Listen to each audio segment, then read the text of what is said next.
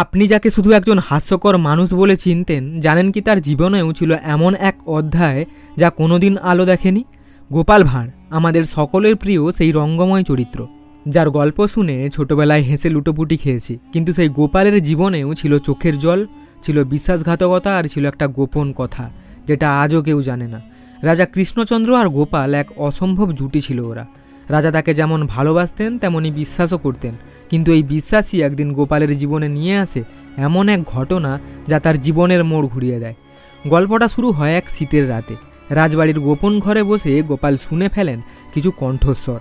সেই ঘরে তিনি যাওয়ার কথা ছিল না। কৌতূহলী হয়ে এগিয়ে গেলেন, আর সেখানেই শুনলেন এমন এক কথা যা বিশ্বাস করাও কঠিন ছিল। রাজসভার দুই প্রভাবশালী মন্ত্রী বিদেশি ব্যবসায়ীদের সঙ্গে হাত মিলিয়ে রাজ্যের সম্পদ বিক্রি করে দেওয়ায় ষড়যন্ত্র করছিল। তারা চাচ্ছিল রাজাকে ধোঁকা দিয়ে রাজ্যকে দুর্বল করে তুলতে, যাতে পরে তারা নিজেরাই সব নিয়ন্ত্রণে নিতে পারে। গোপাল সব শুনে স্তব্ধ হয়ে যান।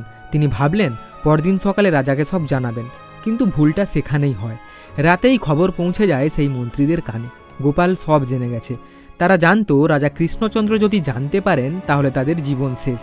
তাই রাতেই তারা সিদ্ধান্ত নিয়ে ফেলে গোপালকে সরিয়ে ফেলতে হবে। পরদিন সকালের রাজসভা শুরু হওয়ার কথা থাকলেও গোপাল আর হাজির হন না। সবাই ভাবলো তিনি হয়তো অসুস্থ, কিন্তু একদিন, 2 দিন, 3 দিন কেটে যায়, তবু গোপালের কোনো খোঁজ নেই। শুধু তার ঘরের ভেতর পাওয়া যায় একটা ছেঁড়া কাঁথা আর একটা চিঠির টুকরো, যেখানে লেখা ছিল, আমি কিছু শুনেছি, আমি জানি, কিন্তু জানার দায় আমার কেন? রাজা খোঁজ করেন, লোক পাঠান চারিদিকে, কিন্তু কেউ খুঁজে পায় না গোপালকে। কারও সন্দেহ হয়নি, কারণ সবাই ভেবেছে গোপাল হয়তো কোনো নাটকীয় কৌশলে কোথাও লুকিয়ে আছে। কিন্তু সেই লুকিয়ে থাকার গল্পটা আর কোনো দিন শেষ হয়নি। বছর কয়েক পরে এক বৃদ্ধ ব্রাহ্মণ আসেন রাজবাড়িতে ভিক্ষা চাইতে। রাজাকে চেনেন বলে দাবি করেন। তার গলায় একটানা কাশি, চোখে ঘোলা দৃষ্টি। রাজা প্রথমে চিনতে পারেননি, কিন্তু যখন তিনি গলা ফাটিয়ে বলেন, রাজামশাই, আমি গোপাল, আমি বেঁচে ছিলাম, কিন্তু চুপ করেছিলাম, কারণ আপনি বাঁচুন, রাজ্য বাঁচুক, সেটাই চেয়েছিলাম। রাজা স্তব্ধ হয়ে যান।